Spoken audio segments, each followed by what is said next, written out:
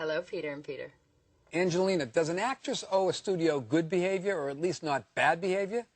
Yeah, I mean, I suppose it depends on what that reputation is or what they've done. I mean, if somebody just having a rumored reputation certainly is nothing they can do about it.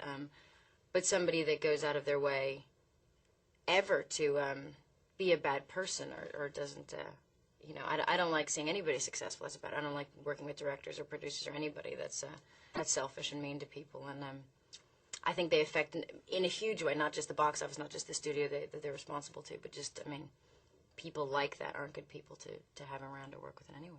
But don't they owe something to that investor? Sure, but I guess I'd have to be more specific about what that is, because if somebody wants to suddenly get married to somebody that everybody thinks is not a good idea, that's obviously not the studio's business. They're in love, you know. Or if somebody does, you know, I mean, there's something very bad behavior that you do that you've decided to be totally irresponsible and horrible and self-destructive. So it would be, I think, I mean, that's a difficult question to answer. It has to be specific to the situation. There are always these random pieces about you, whether they're in the National Enquirer or the New York Times. Now, how do you react to these? Are they a help or a pain? I really don't read the things, and I just assume that people out there are smart enough to know that there's only half truth to it. And also, I've traveled enough and been around enough in the world to know that there is a small group of people that read gossip things, and there's a huge world of people that are interested in things that are actually important. So that tiny group of gossipy people that care about, you know, who's sleeping with who in Hollywood, I'm not overly concerned about that corner of what they're thinking about. So is success harder to handle than failure?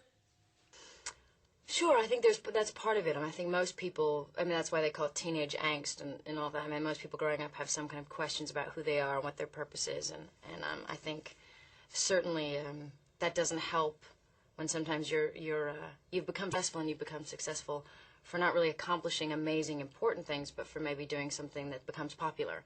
And so you can feel a bit empty or confused why you're getting so much attention for something that was just a piece of art or something that you did. And so I think that can be a very strange time to not know what to do with this newfound success or wealth and not have a purpose for it. So I think it takes that to balance.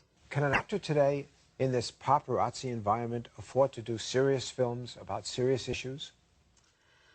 I really don't care. I don't know if an actress or a human being can afford not to do things that they care about. You know, I mean, if you care about something and it's important to you and you think it's worth doing, whether you do it perfectly or not shouldn't matter. I think it just should matter most what you're attempting and where your heart is when you're doing it. And I don't know. I mean, I think I always wanted to be an actor because I wanted to communicate with people.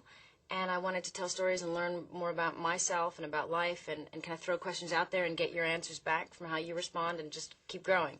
So just to be completely open and honest about every single thing in my life and to just be experimenting and having a very full life was just always my intention. However that translates, and if people feel they know me more because they actually do, or they feel closer, or they relate to more things, I think that